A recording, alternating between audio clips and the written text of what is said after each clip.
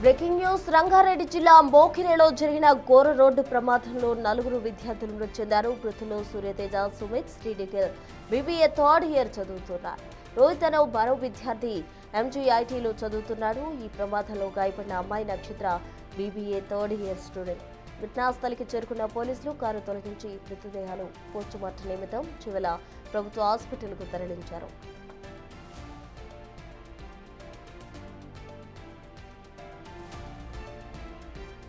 పుట్టినరోజు వేడుకలు జరుపుకొని తిరిగి వస్తున్న క్రమంలో 4 విద్యార్థులు ప్రాణాలు కోల్పోయారు. కోకాపేటలో బర్త్డే పార్టీ ముగించుకుని స్నేహితుడిని డ్రాప్ చేసి తిరిగి వస్తుండగా మిర్జాగూడ వద్ద కారు చెట్టును ఢీకొట్టింది. ప్రమాదంలో నిఖిల్, సూర్య, సుమంత్, రోహిత్లు అక్కడికక్కడే మృతి చెందారు.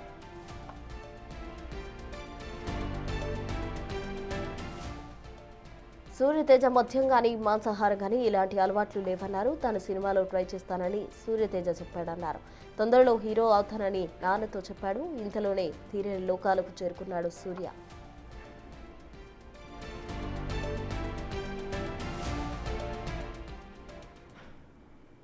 ఫోన్ చేస్తాను తిరుపతిలో ఉన్నా అయితే కలుస్తాను నాన్న అంటే మమ్మీ దగ్గర పోతాను డాడీ అని చెప్పిండు.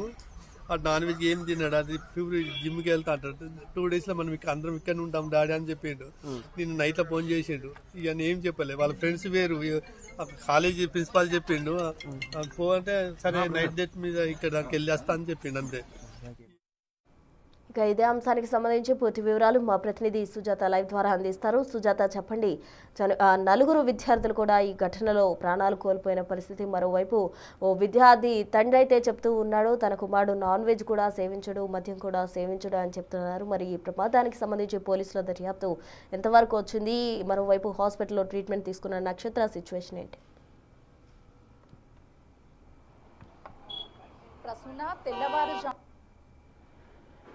విద్యార్థులు మృతి చెందడం ఇప్పుడు కుటుంబ సభ్యులని కలిసివేస్తుంది. విద్యార్థి తండ్రి మాట్లాడుతూ, నా కుమారుడు చివరిగా మాట్లాడినప్పుడు అమ్మ దగ్గరికి వెళ్తాను అని చెప్పాడు, కానీ నా కొడుకు ఎలాంటి అలవాటు కూడా లేదు అని చెప్పేసి ఆ తండ్రి కన్నీరు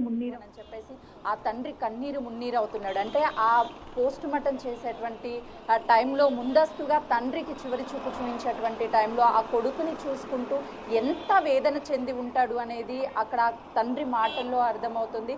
మరోవైపు మరో 3 విద్యార్థి తల్లిదండ్రులు కూడా మరికొద్దిసేపట్లో హాస్పిటల్కి చేరుకునే అవకాశం కనిపిస్తుంది.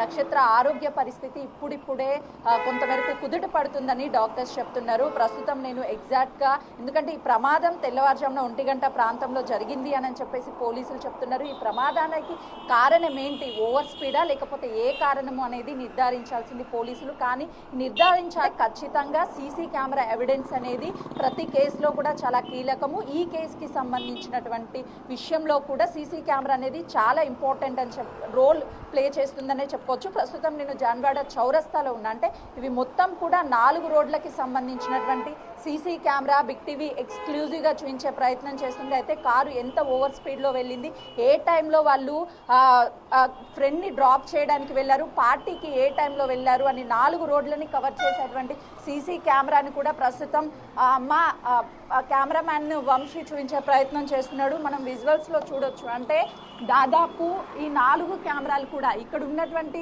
కెమెరా మనకి విజువల్స్లో కనిపిస్తుంది. దాంతో పాటు ఇక్కడ ఉన్నటువంటి కెమెరా కూడా, అంటే ఈ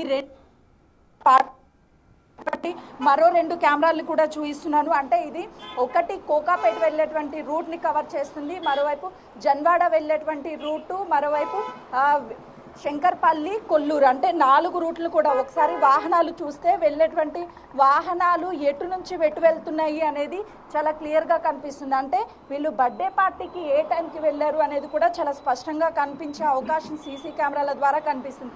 మరోవైపు ఇక్కడ ఉన్నటువంటి అంటే కారు వెళ్ళే రూట్, ఒకవేళ రైట్ సైడ్ వెళ్తున్నటువంటి శంకర్పల్లి వెళ్తున్నటువంటి సీసీ కెమెరా అక్కడ కనిపిస్తుంది చాలా స్పష్టంగా. దాదాపు కిలోమీటర్ల దూరంలో ఉన్నటువంటి కార్ విండోస్ ని కూడా ఐడెంటిఫై చేసింది.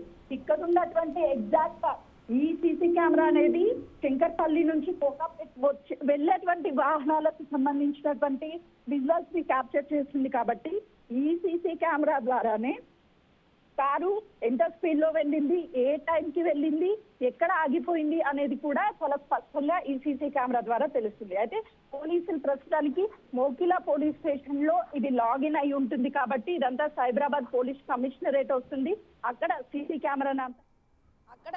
కెమెరాను అంతా కూడా రికవరీ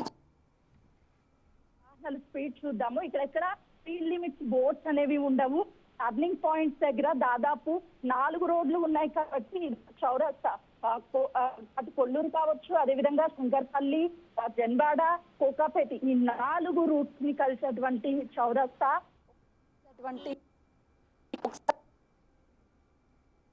అటు ఇక్కడ మధ్యలో రైట్.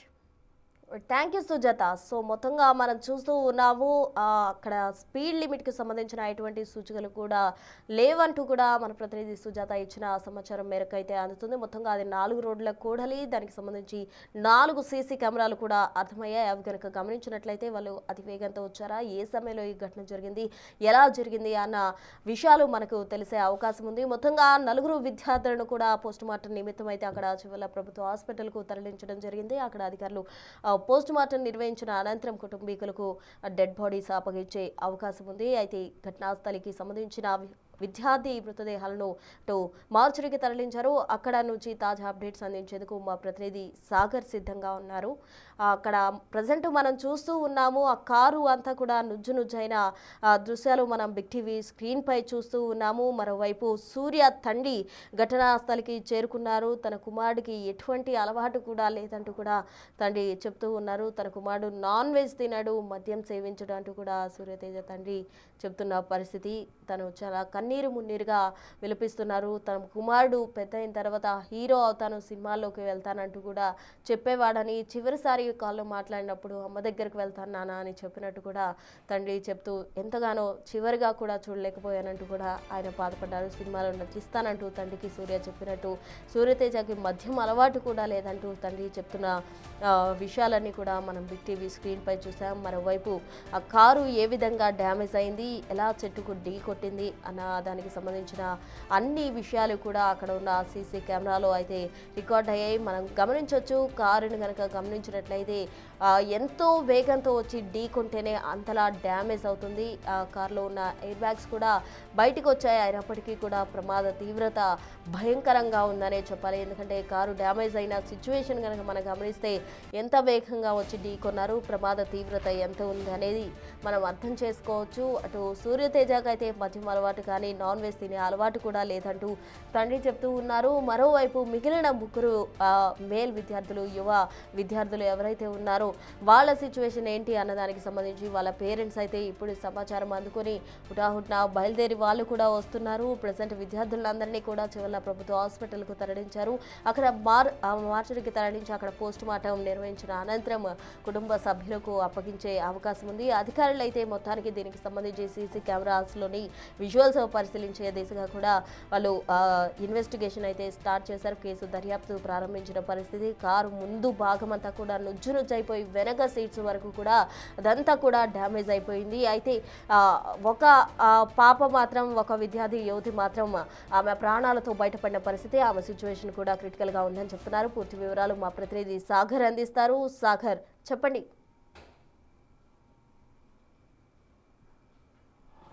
ఒక బర్త్డే పార్టీ 4 కుటుంబాల్లో తీవ్రని విషాదాన్ని మిగిల్చింది. రోడ్ యాక్సిడెంట్లో కారు ప్రమాదంలో 4 విద్యార్థులు మృతి చెందిన సంఘటన మోకిలా హైదరాబాద్లో కలకలం రేపుతుంది. ప్రస్తుతం వారి తల్లిదండ్రులు చేవెళ్ళ ప్రభుత్వ ఆసుపత్రికి చేరుకుంటున్నారు. కొంత విషాద ఛాయలు అలముకున్నాయి. అసలు ఏం చెప్పారు, ఆ తల్లితో ఏం మాట్లాడారని తెలుసుకుంది. ఒకసారి నిఖిల్ తల్లి ఉన్నారు. అమ్మ, ఈ సమయంలో బాధ అందరికీ, కానీ అసలు మీకు చివరిగా నిఖిల్ ఏమన్నా మాట్లాడారు, మీతో ఏం చెప్పారు? అసలు నాకు 10 టైం కాల్ చేశాడు. ఏ టైంలో? 10:30 ఆ టైం నార్మల్గా కాల్ చేస్తాడు. తర్వాత ఫ్రెండ్ ఇంట్లో ఉన్నాం, అందరం కలిసి పీజీకి వెళ్ళిపోతాను అన్నాడు. సరే అమ్మ అన్నాను, అంతే అండి. 2 మినిట్స్ మాట్లాడండి, ఎక్కువ కూడా మాట్లాడలేస్తాను. బర్త్డే పార్టీకి వెళ్తున్నామని చెప్పారా? ముందు రోజు అయిపోయింది సార్, బర్త్డే పార్టీ కాదు, ముందు రోజు అయిపోయింది. ముందు రోజే బర్త్డే? అవును సార్. ఎవరిది బర్త్డే అని చెప్పారు? అదే సుమిత్ బర్త్డే ముందు రోజు అయిపోయింది సార్. ఎప్పుడు వాళ్ళు అందరూ కలుస్తారు, రెగ్యులర్గా అందరూ కలుస్తారు. అయితే ఒక అబ్బాయిని డ్రాప్ చేయడానికి వెళ్ళాడు సార్ వాళ్ళు. ఓకే. వెళ్ళినప్పుడు ఎలా అయింది, మార్నింగ్ 4:30కి నాకు కాల్ వచ్చింది. అప్పుడే తెలిసింది సార్. వాళ్ళ ఇంటికి వెళ్ళినట్టు కూడా నాకు తెలుసు సార్. ఏ కాలేజీలో చదువుతుంటారు వీళ్ళంతా? ఒకటే కాలేజ్? ఒకటే సార్, అందరూ ఒకటే ఎక్కువ యూనివర్సిటీలో చదువుతారు. రెగ్యులర్గా కలుస్తుంటారా వీళ్ళు? లాస్ట్ మీతో ఏమైనా చెప్పాడా? లాస్ట్ మాట్లాడినప్పుడు ఏమని చెప్పాడు? ఏం లేదు సార్, రెగ్యులర్గా మేము అక్కడ ఉంటాం సార్. రెగ్యులర్గా వస్తూ ఉంటాడు, వెళ్తూ ఉంటాడు. తను పీజీలో ఉంటాడు. పీజీలో ఉంటాడు సార్. అంటే వీళ్ళందరూ కలిసి ఉంటారా? అందరూ పీజీలో సపరేట్ సార్. ఎవరు వాళ్ళు. మీకు నైట్ ఏ టైంలో ఫోన్ చేశాడమ్మా లాస్ట్కి? 10-10:30 టైం. అంటే ఇంటికి వస్తా అనడం కానీ ఇంకేమైనా మీకు లాస్ట్లో మీకు చెప్పిన షేర్ చేసింది? నేను రెగ్యులర్గా ఇద్దరం చేస్తాం సార్. తను నాకు చేస్తాడు, నేను ప్రతిరోజు నైట్ మాట్లాడుకుంటాం ఇద్దరు. నార్మల్గానే చెప్పాడు అంతే సార్. లాస్ట్గా మీకు అంటే ఇంటికి ఎప్పుడు వచ్చాడు? అంటే పీజీలో ఉంటాడు కదా, ఇంటికి ఎప్పుడు వచ్చాడు? ఆల్టర్నేట్ డేస్ వస్తూ ఉంటాడు సార్.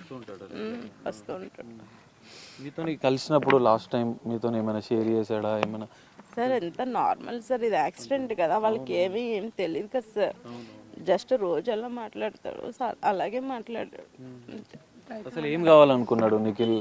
ఆయన లక్ష్యం ఏమనుకున్నాడు? ఉన్నాయి సార్, నెక్స్ట్ ఎంఎస్ చేద్దామని, మంచిగా సెటిల్ అవ్వాలని చాలా ఉన్నాయి సార్. కానీ సడన్గా ఇలా అయిపోయింది. సో ఇది పరిస్థితి.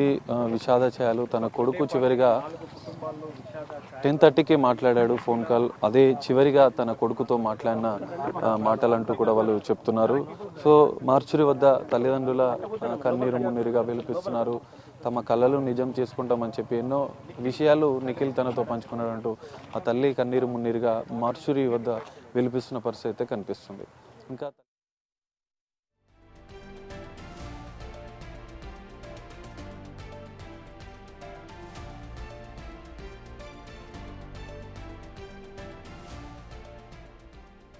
మనం చూస్తూ ఉన్నాం ఒక్కొక్కరిగా కూడా పేరెంట్స్ అయితే ఆ విద్యార్థుల మృతదేహాలను చూసేందుకు కూడా వస్తున్నారు. వారి కుటుంబాల్లో విషాద ఛాయలు అలుముకున్నాయని చెప్పాలి. మొదటిగా సూర్యతేజ తండ్రి బిగ్ టీవీతో కూడా మాట్లాడుతూ తన బిడ్డకు ఎటువంటి ఆల్కహాల్ అలవాటు కూడా లేదు అని చెప్తూ ఉన్నారు. మరోవైపు నిఖిల్ తల్లి కూడా అక్కడ చేరుకుంది. నిఖిల్ తల్లి కూడా ఇది ఒక ప్రమాద ఘటన, అనుకోని ఊహించిన ఘటన తమ కుటుంబాల్లో విషాద ఛాయలు అలుముకునేలా చేసిందంటూ కూడా ఆమె కూడా కన్నీరు మున్నీరు అవుతున్న పరిస్థితి. అయితే అసలు ఏం జరిగింది, ప్రజెంట్ అక్కడ మార్చురి దగ్గర సిచ్యువేషన్ ఏంటి అన్న వివరాలు అందించేందుకు పోస్ట్ మార్టం జరుగుతూ ఉంది. చెవెల ప్రభుత్వ హాస్పిటల్ దగ్గర వాళ్ళందరికీ కూడా పోస్ట్ మార్టం నిర్వహిస్తున్నారు అధికారులు. అనంతరం కుటుంబ సభ్యులకు ఆ విద్యార్థుల మృతదేహాలు అప్పగించే అవకాశం ఉంది. పూర్తి వివరాలు మా ప్రతినిధి సాగర్ లైవ్ ద్వారా అందిస్తారు. సాగర్, చెప్పండి, ప్రజెంట్ అక్కడ సిచ్యువేషన్ ఏంటి? మనం చూడొచ్చు చేవెళ్ళ ప్రభుత్వ ఆసుపత్రి తల్లిదండ్రుల రోదనలు కనిపిస్తున్నాయి. కన్నీరు మున్నీరుగా విలపిస్తున్నారు. తమ కన్న కళలు నిజం చేయాలనుకున్నటువంటి పిల్లలు ఈరోజు ఒక రోడ్డు ప్రమాదంలో ముచ్చడంతో వాళ్ళంతా కూడా కన్నీరు మున్నీరుగా విలపిస్తున్నారు. చేవెళ్ళ ప్రభుత్వ ఆసుపత్రి వద్ద పూర్తిగా విషాద చేయాలనుకున్నాయి. మొత్తం 4 విద్యార్థులు ఈ ప్రమాదంలో మృతి చెందగా ఒక విద్యార్థిని ఆసుపత్రిలో ట్రీట్మెంట్ పొందుతున్న పరిస్థితి. సూర్యతేజ తండ్రి ఇక్కడికి చేరుకున్నాడు.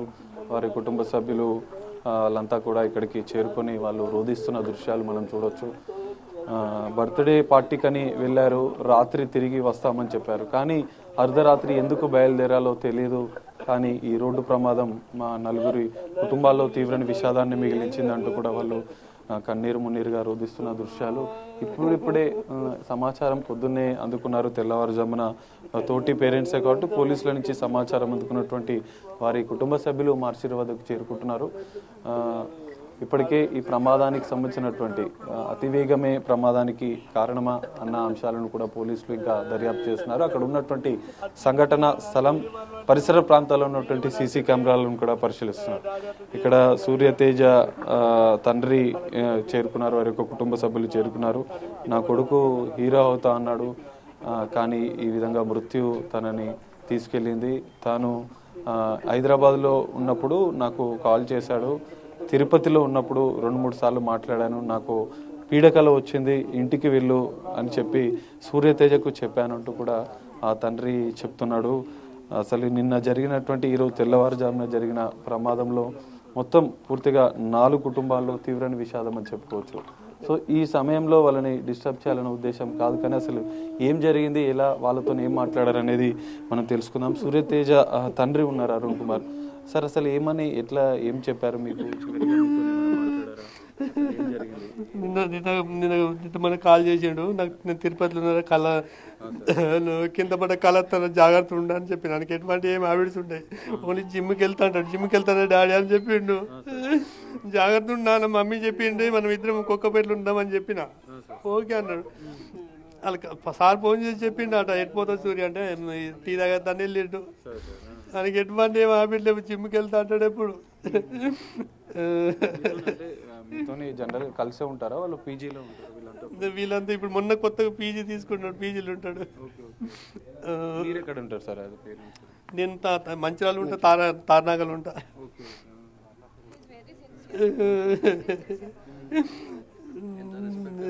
నీకు కలవడ్డదని చెప్పిన తర్వాత ఏమన్నాడు? లే డాడీ జాగ్రత్త ఉంటా డాడీ అని వాళ్ళ మమ్మీ కూడా చెప్పిన. నేను తిరుపతిలో ఉన్నారా, నాకు కళ్ళ వస్తుంది పొద్దున 6 గంటలకు, జాగ్రత్తలు కింద పడ్డ ఏదో దెబ్బ తగినట్టు అనిపిస్తుందని చెప్పిన. మెసేజ్ చేసిన మళ్ళీ కార్ ఫోటో పెట్టి జాగ్రత్త రాను అన్న, కార్ ఇంటికాడ పెట్టి పోరా అని చెప్పిన.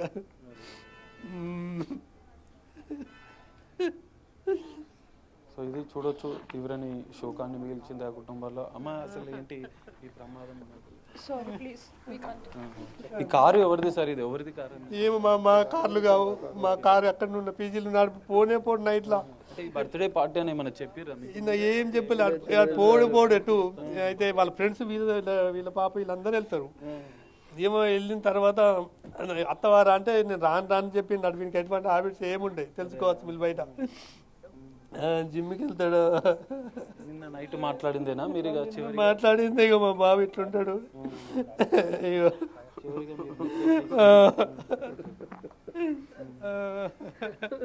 ఫుల్ జిమ్, నాన్ వెజ్ తినకు డాడీ, ఆ డ్రింకులు గింకులు తాగద్దు డాడీ, న్యూ ఇయర్ లేదు ఏం లేదు అంటుండే.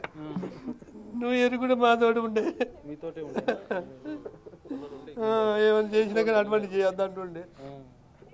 అసలు ఏమైతే అనుకున్నాడు? ఎందుకంటే బీబీఏ చదువుతున్నాడు కదా, లక్ష్యం ఫ్యూచర్లో చూడొచ్చు. వాళ్ళు కన్నీరు మున్నీరుగా విలపిస్తున్న పరిస్థితి. ఇప్పటికే తల్లిదండ్రులు చేవేళ్ల ప్రభుత్వ ఆసుపత్రి దగ్గరికి చేరుకుంటున్నారు.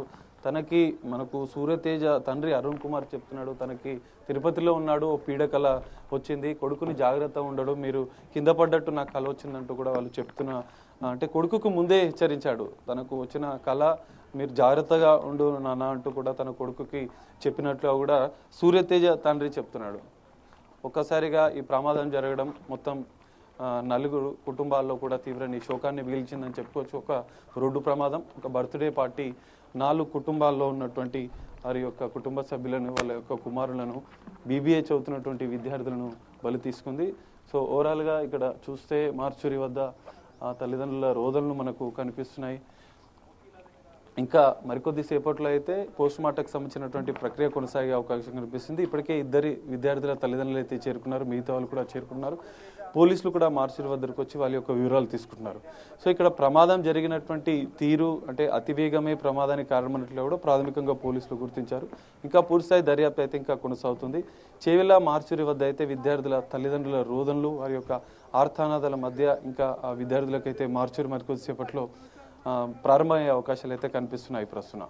సాగర్, అయితే మొత్తానికి అటు సూర్యతేజ తండ్రి అయితే చెప్తూ ఉన్నారు, ఆ కారు మాది కాదు, మా కారు అక్కడే ఉందని. ఇంతకీ అసలు ఎవరి కారు వాళ్ళు తీసుకెళ్లడం జరిగింది? ఈ ప్రమాదానికి అసలు అంటే అతివేగమే కారణంగా కూడా మనం భావించే సిచ్యువేషన్ అక్కడ క్రియేట్ అయిందనే చెప్పాలి. మరి మిగతా తల్లిదండ్రులు అక్కడికి చేరుకున్నారా? అసలు వాళ్ళు ఏమంటున్నారు?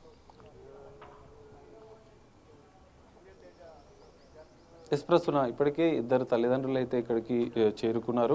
అయితే ఇందులో సుమిత్ బర్త్డే అన్నట్లుగా కూడా తెలుస్తుంది. సో సుమిత్ బర్త్డే నేపథ్యంలోనే వీళ్ళంతా నిన్న జరిగింది, అంటే నిన్న ఒక రోజు ముందే జరిగింది, 2 రోజుల ముందే బర్త్డే జరిగింది, అప్పుడు అంతా కలిశారు, అంతా అయిపోయింది.